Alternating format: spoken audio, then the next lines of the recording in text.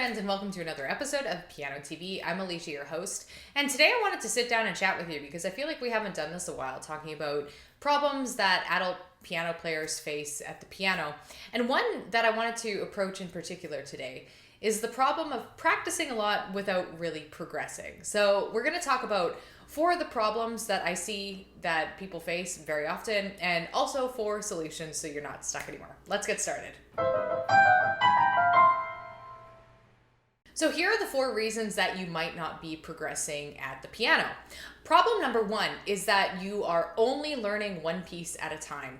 So you might be spending 3 months practicing piano, but you're hyper-focused on just a single piece. Even if you're spending a ton of time practicing the piano, when you look back at everything that you've been working on, which is basically just like one piece, maybe 2, if you're looking back over a longer period of time, you don't really see a lot of progress. You don't really feel like your sight rating has improved at all.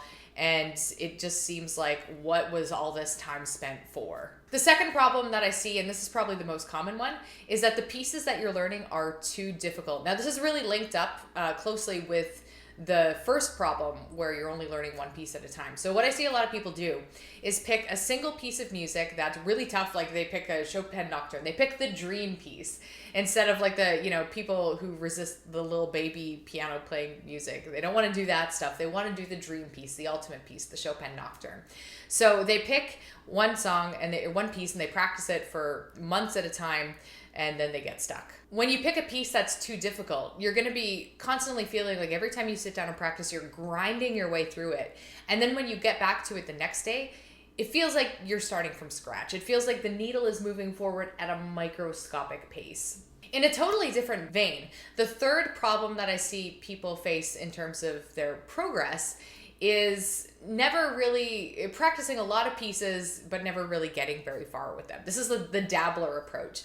You look back on your piano history and you see a whole bunch of little scraps and bits and pieces of things learned, but nothing's really learned past 50%. You have a ton of music that you've picked up, got excited about, practiced for a little bit, but never really got that good at, and then you totally abandoned them like halfway through or partway through, barely learned. And this can also make you feel like you're not progressing, like your skills haven't developed at all. The fourth problem that people tend to run into is that the pieces don't stick in your brain. So even, this is kind of what I was talking about earlier, where you could practice something a lot, like I have a really hardcore, like 1 hour practice session on one piece of music. Then you come back and it's totally fallen out of your brain. Or even if you're repeating a pattern in a single piano practice, maybe you're learning a phrase of music or 4 bars. You work on those 4 bars, and then you have to go back and do them again, and it's almost like you're starting from scratch. And every pass through feels like you barely remember what you did the time before. It's not catching, it's not sticking. This is really common with learning pieces that are too difficult for you or learning pieces that are above your level. If it's too difficult, it makes it virtually impossible for the pieces to catch in your brain. Another issue that this could be caused by, and it's something we'll talk about when we're talking about remedies, is that you could have an issue of having an underdeveloped ear. So if you find that the pieces you're learning are at your level, they're not too hard, but they're still not sticking, you might want to work on your ear. So let's talk about the 4 remedies to these problems. Remedy number 1 is to have several pieces on the go at one time. Instead of learning just one piece at a time and having that be your sole focus, have 2 or 3 that you can bounce in between. Out of curiosity, in the past, I've actually time tracked myself how long it takes me to practice a piece when I'm only doing 1 at a time versus if I'm juggling like 2 or 3. We tend to stay a lot fresher if we're juggling 2 or 3 pieces at one time. So say if you have 3 pieces on the go and you spend 15 minutes a day on each of them, you're really fresh and focused for those 15 minutes because you're picking up something new, you're being more efficient. Whereas if you spend that 45 minutes on just one piece, the tendency is to lose focus, to lose efficiency. It's a lot easier for sloppy playing to come into effect. And I just find that people's practice habits tend to become a little less effective if they're working on just one piece of music. The exception that I would find is if you're working on a piece of music that's really big and complex and has a lot of parts. So if you're learning like an 8-page piece of music that has multiple parts, then you could definitely spend 45 minutes on that single piece and still have really good progress. But you would want to divide it and practice it in a way where you're still focusing on one part for a certain amount of time, another part for a certain amount of time. So you're not just working on one small section for like your full practice. The second remedy, and I think this is the most important, so if you take nothing away from this video, this is probably the point that's going to apply the most to you. It is so common. Practice easier pieces. A lot of people, like I said, resist the baby piano music, as one of my students not affectionately called them, but the easier piano pieces that aren't as sexy or exciting. These pieces people tend to resist because they're like, oh, I don't want to play that music. I want to play real music, like sophisticated piano music. But if you're picking up pieces that are so far above your level, if you're a beginner and you're working on Chopin, that is like miles away from where your level is, and it's just going to feel like such a grind to learn. It's going to take you a long time, like a really long time, to get okay at it. If you're a beginner and you're learning a Chopin piece, it's going to be very difficult to play it really well because you just haven't built up the skills and the foundation.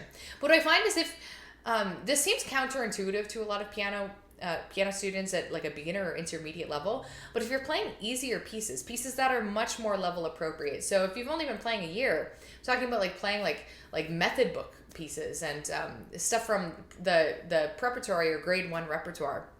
These pieces will take you 1 to 3 weeks to learn. And even though they seem like, oh, that's really boring to learn super easy music, I find that most students actually have the opposite experience where it rejuvenates them. They get this momentum and this feeling of accomplishment.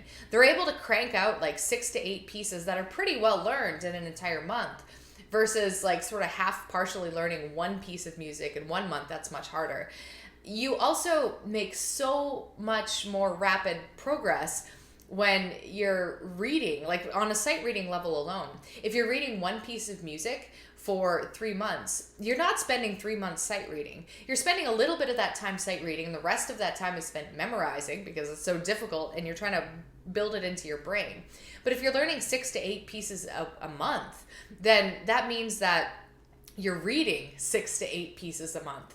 And a much higher proportion of your practice time is spent in a reading state as opposed to a memorization state. It is huge for your skill building, and I found that it's huge for confidence building as well. Another remedy to not progressing, and this works with if you find that you dabble in a lot of pieces but you don't get them very far, is to make a deliberate effort to get the pieces that you're learning to about a 75 to 80% level. This is the kind of thing I would talk about in my studio if I would listen to a student play their piece. I was like, okay, so where do you think you're at with this? And a lot of times we just found it easier to communicate in percentages, even with kids. So I'd have students say, oh, it felt like 50%, or like, oh, that's like 80-ish%. And then I would give my feedback as well. Now, it's pretty subjective, but if a piece is at 75 to 80% level, then it probably means it's mostly up to speed, depending on how fast the piece is. If it's a really fast piece, it probably wouldn't be all the way up to speed. It's mostly rhythmically accurate. You can play it steadily all the way through. So there's no like really big problems, like big pauses, a lot of starts and stops. But there might be like a few rhythm hiccups. It's not going to be like totally ironed out. The notes are well known. So at 80%, you might hit a few wrong notes, but you would know exactly what those notes are. It's not like a total disaster. You know what you should be playing. And you have like an inner sound of what it like in your head. You kind of hear what it's supposed to sound like, so you can quickly correct any mistakes. At an 80% level, your expression is pretty good, so you're incorporating most of the staccatos, the dynamics, and stuff like that. And one thing that I would like to do, that I've done with my students in the past, is just do like a random memorization test, where I do this sporadically, where I just like take away the book and be like, let's see what you can remember, and see how far they could get with the piece, or like what parts they had to skip, or what parts they remembered. Even if you're not working on memorization, if you're at that 75 to 80% level, you should be able to play like a little bit of it at least from memory. Maybe like probably not the whole thing, but most students who are at this level with their piece surprise themselves with, oh wow, I actually like had no idea I had that memorized. The fourth remedy is to work on developing your ear. Now, if you find that the pieces aren't sticking in your head, like no matter how many times you practice, they just don't seem to be catching, definitely go back to the very important remedy number 2, which is to pick easier pieces. That, like I said, is almost always the solution to this particular problem of not feeling like you're progressing. However, it could be an issue of your ear as well. So there's different ways that we learn and remember music. So we learn music visually, and that comes from reading the sheet music, but also seeing where our hands are on the keyboard. So there's like a visual component that's pretty obvious. There's a tactile component. So finger memory is kind of what we talk about here, where your fingers just sort of learn the patterns and just move almost of their own volition. We also have our analytical memory of a piece. So when we think in our head of the piece, we're like, oh, okay, that's an E there. Or, oh, this is the part where I do like the C major chord in the right hand. Where you're understanding, there's like a comprehension of the notes that you're playing.